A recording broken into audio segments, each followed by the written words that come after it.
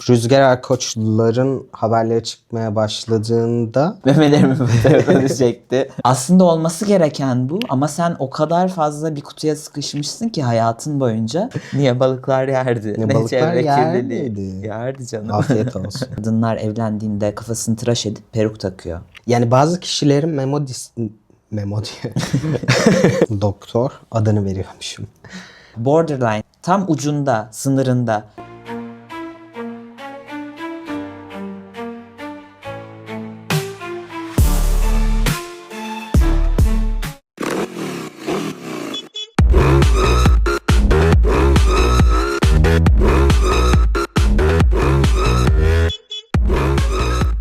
Merhaba arkadaşlar, ben Evi. Ben Ege, Evi ve Ege ile Trans Sohbetlere hoş geldiniz. Evet, bugünkü konumuz mastektomi. Yine deneyim paylaşımı yapacağız ama biraz tabii ki bilgi de vereceğiz. Neler söyleniyor internette mastektomi hakkında, işte doktor süreci nasıl işliyor vesaire. Hatta önce bundan bahsetmek istiyoruz. Biz nasıl ameliyat olduk? Çünkü bu izin alınması gereken bir ameliyat. Eğer sigorta tarafından karşılanmasını istiyorsanız ya da özel yaptırabiliyorsun. Evet, başlayalım. Evet, başlayalım. Sen kendi deneyiminden biraz bahsetmek ister misin? Hayır. Okey. O zaman ben bahsediyorum. Ben zaten bir önceki videoda söylediğim gibi İzmir 9 Eylül Üniversitesi'nde başlamıştım sürecime. Hormona başladıktan sonra bir yandan mahkemeye başvurdum. Çünkü sigorta karşılasın istiyordum ameliyatımı. Onu ödeyemez. Endokrinolojiden, psikiyatristimden, kadın doğumdan aldığım raporlarla birlikte mahkemeye başvurdum. Sonucunda ameliyat olabilir izni çıktı benim için. Teşekkürler Türkiye. Ve o süreçte zaten belirli birkaç şehir vardı ücretsiz sigortanın karşıladığı ve mastektomi olabileceğimiz. Benim şansıma da İstanbul Göztepe Eğitim ve Araştırma Hastanesi o dönem daha kolaydı randevu bulmam ve ameliyat olmam. Sen mi seçtin? Yani sanırım bir Adana'da vardı zaten. Bir İzmir'de, o da değişen bir süreçti. En erişilebilir o noktada İstanbul, Göztepe'ydi. Ve oradan randevu alıp orada oldum. Yani mahkeme sana belli bir yerde olman gerektiğini söylemiyor. Direkt izin çıkıyor, sen başvuruyorsun. Evet, izinle birlikte başvurabiliyorum zaten. Sigortamın karşılaması için. O hastaneyi buldum. Mahkeme kararım çıktıktan sonra o kararla birlikte gidip randevu aldım. Ve dünyanın en kötü ameliyatlarından birini oldum. Memnun değilim.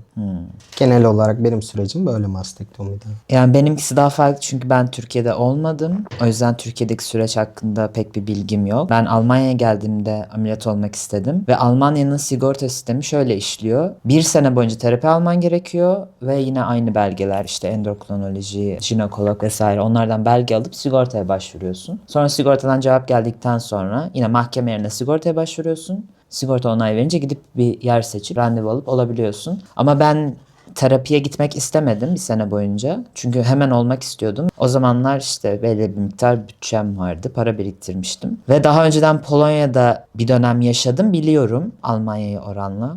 Polonya'da ucuz olduğunu. O yüzden Polonya'da bir doktor seçip ben kendim gidip özelden oldum. Hani Ne hiçbir kadar şey ödedin? istemediler. 4300 euroya toplam her şey içinde. Öyle oldum yani benden hiçbir şey istemediler. Sadece pasaportumla gittim. Parayı verdim, ameliyat oldum, geldim. Peki Almanya'da bakmış mıydın fiyatlara? Almanya'da da gittim bir doktora. 8500 euro demişlerdi. Diye. Okey. O yüzden Polonya'da gidip oldum. Ben memnunum bu arada. Ama revizyon olmak zorunda kaldım ki o zaten risklerin içinde vardı. Biraz sonra bahsedeceğim ondan. Neler söyleniyor bunun hakkında ona bahsedelim internette. Ben mesela ameliyat olmadan önce araştırdığımda internette risk olarak sürekli şeyden bahsediyorlardı. İşte meme ucunda tamamen his kaybı, yaraların genişlemesi. Çünkü bazı insanlarda keloid deniyor sanırım. Keloid tipi yara oluyor ve o yara izi aslında iyileştikten sonra genişliyor kendinden ve kabarıyor. Vücudun proteini fazla üretmesiyle oluşan bir şey. Galiba mi? öyle bir şey, evet. Evet. Benimki öyle yani. Öyle mi? Evet, o yüzden sanırım. Benim öyle değil mesela ama internette çokça gördüm bunu. Sonra işte ameliyat olup meme ucu düşenler falan var. Evet. Evet. Ay, olabiliyor gerçekten. O süreçte Biz öyle şeyler yaşamadık. yaşamadık ama ben yaşamaya çok yakındım. ameliyat olduğum süreçte. Çok mümkündü benim için. Neden? Yapılmaması gereken ne varsa yaptım mastektomi sürecinde. Öncesi ve sonrası dahil. Özellikle işte bir süre öncesinden sigara, alkol bırakman gerekiyor. Sonrasında bir süre tüketmemen gerekiyor bu tarz alışkanlıkları. Ya da biraz oturup hareket ettirmemen gerekiyor. Daha belirli bir bilinç düzeyinde hareket etmen gerekiyor. Ben bunların hiçbirini yapmadım. Belki o yüzden de kötü olabilir. Yani onu bilemezsin. Evet, bilemem. Çünkü baktığında internette sürekli araştırdığım için vardı öyle insanlar. Memnun olan da var. Ben bu arada yaptım. Önerilen her şeyi yaptım. Ben direkt benim bir korku hali sardı. Ve dedim ki tamam, sigara, alkol, hiçbir şey yok. Oturduğun yerde. Sen revizyona giderken bile o süreçte ben Yani hatırlıyorum. Birkaç gün öncesinde bıraktım. Normalde bir ay diyorlar. Harika. Alkol, sigara, ama evet, bir hafta falan öncesinde ve sonrasında hiç tüketmedim. Benim mesela meme ucundan olduğu için ameliyatım, ki ben de aslında ilk başta bu yara izli olanı olmayı düşünüyordum. Doktoruma fotoğraf yolladım, Polonya'da yaşadığı için. Sonra o bana geri dönüş yaptığında işte o şekilde yaparız ameliyatı dedi. Ben o kafayla gittim oraya. O sabah işte bir bakıyor ya, öncesinde seni muayene ediyor. Sonra baktı, dedi ki borderline, tam ucunda, sınırında, yani meme ucundan olabilirsin ama sınır olduğu için Okey. revizyon olman gerekebilir yüksek ihtimal dedi. Ben de bir düşündüm falan. Sonra dedim ki okey, yani revizyon olmak o kadar sıkıntı bir şey değil. Daha önceden de zaten bakmıştım. Neyse, sonra işte fotoğraf falan çekti. Memelerimin fotoğrafını çekti. Sonra buna karar verdik ve ben bu ameliyatı oldum. Bir sene geçtikten sonra da, çünkü ilk başta bir sene vermen gerekiyor. O deri kendi kendini, yani deri alınmadığı için meme ucu olduğunda, mesela diğerinde deriyi alıyorlar oradan ve orayı birleştiriyorlar. Bunda deri alınmıyor. Sadece içeri girip bütün dokuyu alıp kapatıyorlar orayı. Ve sonra senin bir süre beklemen gerekiyor iyileşmesini, ki o deri geri çekilecek mi? İçeride ekstra doku kalmış mı vesaire. Ben bir sene bekledim ve sonra çok memnun değildim sol tarafımdan. O yüzden revizyon olmaya karar verdim. Revizyonda da yine oradan çok küçük böyle delik açtılar. Tekrar yarmadılar orayı. Bu iyi bir şey. Aynen. Sonra liposuction yaptılar ve şu an çok memnunum. Harika. Hızlıca onu yapabilmeleri iyi olmuş. Çünkü ben İstanbul'da olduğum doktor, adını veriyormuşum. O doktora ulaşmaya çalıştım tekrar. Fakat ulaşamadım bir şekilde. Benim ameliyat olduğum dönemde de zaten şöyle bir şey olmuştu. O dönemler benden bir tık daha öncesi. Rüzgar Erkoçluların haberleri çıkmaya başladığında nedense Türkiye'deki doktorlar bunu bir ticaret aracı olarak gördüler ve ameliyat fiyatları o dönem 3000 TL iken bir anda 5000'ler, 8.000'ler, 10.000'ler gibi fiyatlara çıkmaya başladı. Ben de doktoruma bir noktada ulaşamadım çünkü kendisi özel bir poliklinik açacakmış. O yüzden olduğu yerde çok sık bulunmuyormuş ve bir randevu bulamadım. İletişim sağlayamadım. Ben de saldım bir noktada. Burada olmak için bir doktora gittim. O da 4.000 euro istedi. Yani çok Çok yani ya. çok. Yani 4.000 euroya sıfırdan ameliyat olabiliyorsun Evet. yani Polonya'da. Evet. Yani ben mutluyum zaten. Okey. Yani barıştım onlarla. Herhangi bir sıkıntım yok. Ama yani elips şeklinde meme ucu nedir arkadaşım ve içindeki dolgular ve nedir yani genel olarak? Başarılı bir ameliyat olmasa da yaptırdığım dövmemle birlikte çok Evet, senin match dövmen çok hissediyorum. tatlı. Evet. Başka bir doktora gittim mi? O da yapmak istedi. Okey. Biliyorsun o doktor. Ve o burada bulunan deniz atının burun ağız kısmıyla karın kısmı katlanacak ve dövmen bozulacak diye yaptırmadım onu da. Revizyonda hiç dikkat etmedim bu arada. Mesela revizyon olduğumda şey de demediler bana. Kollarını kaldırmaman gerekiyor gibi bir şey yok. Normal hayatıma devam ettim. Çok kolaydı benim için. Ama ilk ameliyat olduğumda mesela raflara erişemiyorsun. Çünkü kolunu dirseğinden bükebiliyorsun ama şöyle kaldırırsan gitti yani. Ki zaten hissediyorsun da onu. O dikişler çekiyor orada. Ameliyat çeşitleri mesela bizim olduğumuz farklı ikimizin de. 3 tane genel en bilinen ameliyat çeşidi var. Benimki çizgi şeklinde. Ben de meme ucundan oldum direkt. Benim şu an yara izim yok. Bir de ters T şeklinde var. Meme ucu ve oradan inen çizgi şeklinde bir kesik ve alt çizgi şeklinde ters T ameliyat çeşidi var. Benim bildiğim kadarıyla bu memenizin ne kadar sarkık olduğu ile ilgili. Çünkü ne kadar deri kalıyor sonrasında onu toplama. Evet. Ben artık ne kadar onu sardıysam gerçekten böyle inmiş o aşağı. Binder'dan mı? Binder ve ben lisede sargı beziyle sarıyordum. Ve hani memem ve kaburgam böyle birleşmişti bir. O yüzden ne olmuş? Sağlıklı değil bu arada. Değil arkadaşım. Hiç sorgulamam. Yani. Yani ben o kadar yapmadım ama ben de mesela yapılmaması gereken bir şey yapıyordum. Taping dedikleri bant yapıştırıp o memeyi sıkıştırma, sargı bezi gibi. Ama bant yapıştırıyorsun kalıyor. Binder. Normalde ikisi bir arada yapılmaması gereken şeyler ama ben binder taktığımda böyle kıyafet giydiğimde falan rahatsız oluyordum. Sanki hala belli oluyormuş gibi. O yüzden önce altına tape, sonrasında binder giyiyordum. Zaten sırt ağrısı falan sende de klasik. Tabii canım. Ben kambur diye. Kamburluk da gerçekten ilginç bir konu. Yani bazı kişilerin memo diye. Bazı kişilerin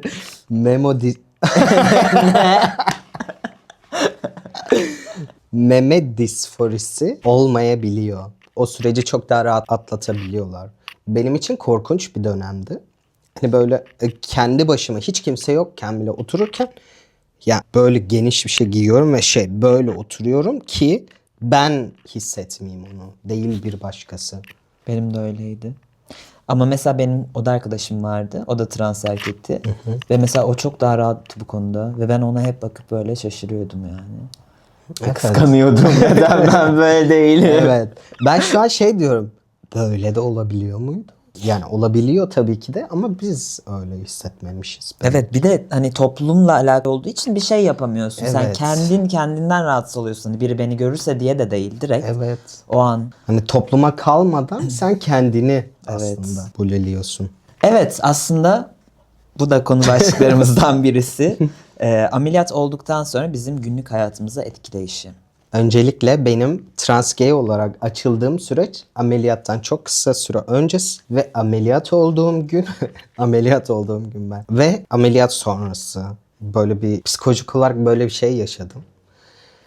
Benim için wow diye beklediğim bir gün o gün geldiğinde aslında hayatımda hiçbir şeyimin değişmediği de bir gün oldu. Çok garipti her şey. Nasıl yani? O gün yalnızdım. Belki biraz bunun etkisi var. Ameliyat olduğum gün yani bir abim yanımdaydı. Bir grup aracılığıyla eriştiğim bir kişi İstanbul'da yaşayan. Sağ olsun onda kaldım. Yanımda geldi vesaire. Ama gözlerimi açtığımda böyle tek başımaydım ve tanıdığım hiç kimse yoktu. O süreci biraz atlatmam benim için zor olmuştu. Mastektomi sonrası benim depresyonum devam etmişti mesela. Ama hayır. Ağlıyormuşuz. Okeydi yani. Zaten iyi bir süreçten geçmediğim için anlaşılır bir şeydi. Öyle devam etti yani. Bir süre daha devam etti. Sonra ertesi gün alışverişe gittim. Mesela ne kadar yerimde durmuyorsam hemen kendime dar kıyafetler almaya gittim. Dar kıyafetler. O kadar hasret kalıyorsun ki. Onu Gerçekten. o an aslında fark etmiyordum ben. Mesela sürekli bol giyiniyordum ya ve şey gibi düşünüyordum. Zaten bol kıyafet moda. Herkes giyiyor. Rahat falan böyle. Ben de bol kıyafet giyiyorum. Ama bir düşününce ben mesela öncesinde dar kıyafet giymeyi çok seven bir insandım. Benim kombinim şöyledir normalde. Üstüme dar giyerim, altıma bol giyerim gibisinden. Sonra ben hepsini bola geçirdim. Böyle çuvalla çıkıyorum artık insan Aynı şeyi içine. düşündüm. Öyle bir konumdaydım ve sonra ameliyat olduktan sonra böyle bir tişört giydim. Tabii ilk haftalarda giyemiyorsun bu arada. Çünkü kollarını kaldıramadığın için o dar şey Evet. geçmiyor yani. Ama o iyileşme sürecinde böyle ilk dar bir kıyafeti giydiğim zaman bana o kadar iyi geldi ki. Ya. Çok iyi. Yani böyle hani o rahatsız olduğun, tiksindiğin şey yok olmuş ve sanki hiç olmamışçasına. Evet. Öyle bir rahatlıktı. Hani o gidene kadar anlamıyorsun aslında onu. En yakın arkadaşım mastektomi olacağı zaman hayalini kuruyorduk biz. İşte o çıkan parçayı alıp böyle buluşup bir noktada denize fırlatmak bizim hayalimiz. Çevre kirliliği deyince. Niye balıklar yerdi? Ne balıklar çevre yer kirliliği? miydi? Yerdi canım. Afiyet olsun. Ya da daha trans feminen, trans kadın kişilerle konuşurken o dönem diyorduk hep birbirimize. Okey senden alsınlar bana versinler bari ben. O çok tatlı bir teknoloji olur yaparsanız bu Evet, arada. umarım öyle bir şey olur. Biz kurtuluruz gerçekten. İlk defa deneyimlediğin şeyler var mı mastektomi sonrası? Var, kesinlikle var. Ben mesela spor yapan bir insandım o zamanlarda da. Spor salonunda erkekler soyunma odasını kullanıyorum. Hani orada herkes üstünü değiştiriyor rahat bir şekilde. Ben değiştiremiyordum mesela. Ben tuvalete gidip tişörtümü değiştiriyordum. Ve benim için çok böyle aşağılayıcı bir şeydi yani. Kötü hissediyordum kendimi. Ve ameliyat olduktan sonra işte bir ay sonrası falan böyle iyileşince ilk kez ve arkadaşım da oradaydı. Uğur oradaydı. İsmini de vereyim. Uğur'la spor salonuna gittik. İlk kez ben orada tişörtümü çıkardım. Yani çok basit bir şey aslında. Kimse de sana bakmıyor. Ama normalde yapamayacağım bir şey ve Tabii canım. benim için bir ilkti. Devamı da geldi. Sayındıkça sayındım. Evet. Artık soyunabiliyorum bari diye. Bir ara sokakta falan üstümü değiştiriyordum yani. Öyle bir rahatlık geldi bana. Ya sokakta sokakta üst değiştirme benim için şöyle bir şeye dönüşüyor. Yara izlerim gittikçe belirginleştiği için sanırım bence ameliyatın ilk aşamasında zaten ameliyat oldum yani mantıken. Bir tık daha softlaştı yara izlerim. Fakat zaten benim de tekrar ameliyat olmam gerekiyor. İlk aşamada bitmedi. Hala buradan bile belli olur. Şöyle bir içinde bir şeyler var yani. Ona olmam gerekiyor bir noktada. İzlerden dolayı çok fazla bakışa maruz kalıyorum ve okey aslında. Fakat bazen de çok etkileyebiliyor beni. Bazen de çok umursamıyorum açıkçası gibi bir şey, bunu da söylemek istedim diye. Yaz aylarında yüzülür. Yüzülür. Yüzülür bir noktada. Ben ilk yüzdüğüm günü hatırlıyorum. Benim için tamamen bir özgürlüktü. Önce kollarımı açtım ve kendimi suya attım. Harika bir histi benim için. Zaten Hatay'da doğmuş, İzmir'de üniversite okumuş bir insan olarak su kenarında yaşayan bir insan oldum. Fakat suyun tadını, denizin tadını seve seve çıkaramadım hiçbir zaman. O yüzden yüzmek çok iyi hissettirmişti bana. Ben de bu arada hatırlıyorum ilk yüzüşümü. Berlin'deydi. Okay. Ve bir şeyden bahsetmek istiyorum. Bir tane dizi var. Unorthodox diye. Ve Amerika'da bu Yahudilerin yaşadığı bir suburb var. Bir mahalle var. Çok katı kuralları var orada. Ve oradan bir Yahudi kadın, Alman asıllı aslında. Annesi daha önceden Almanya'da mı yaşamış, öyle bir şey. Almanya'ya kaçıyor, Berlin'e kaçıyor. Ve Yahudilerde var ya, mesela kadınlar evlendiğinde kafasını tıraş edip peruk takıyor. Bu kadın da peruk takıyor sürekli. Kafası tıraşlı. Berlin'e geldiğinde diğer Avrupa böyle göçmenlerle falan tanışıyor ve göle gidiyorlar Berlin'de. Okay. Ve gölde onun bir yüzme sahnesi var. İlk kez soyunup o peruğu çıkarış anı var.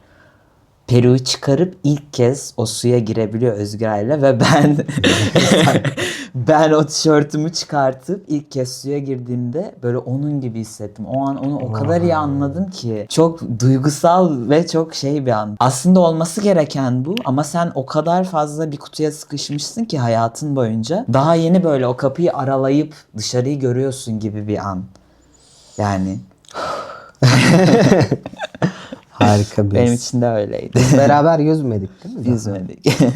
Bu yaz Yüzeriz. yüzüyoruz. Evet. Mastektomi konusu bu kadar. Evet bitti. Ve kanalımıza abone olmayı unutmayın. Videoya like atın. Beğeni, yorum, takip. Evet. Arkadaşlar yorumlarınızı bekliyoruz. Çünkü biz sizin yorumlarınıza cevap olarak video çekeceğiz. Evet, şu an yorumlarınıza cevap vermiyor olabiliriz. Fakat bunun için doğru zamanı bekliyoruz. Çünkü buna ayrıca bir vakit ayırıp bir video çekmek istiyoruz. Evet. Desteklerinizi, yorumlarınızı, sorularınızı bekliyoruz. Tabii ki de anonim şekilde olacak. Gönül rahatlığıyla yazabilirsiniz. Dilerseniz e-mail adresimizi de açıklamaya bırakacağız. Oradan da bize ulaşabilirsiniz. Evet. Instagram'dan da ulaşabilirsiniz. Ya da direkt YouTube'a da yorum attığınızda biz zaten cevap vereceğiz bunlara. Evet, bizi dinlediğiniz için teşekkür ederiz. Kendinize iyi bakın. Görüşürüz.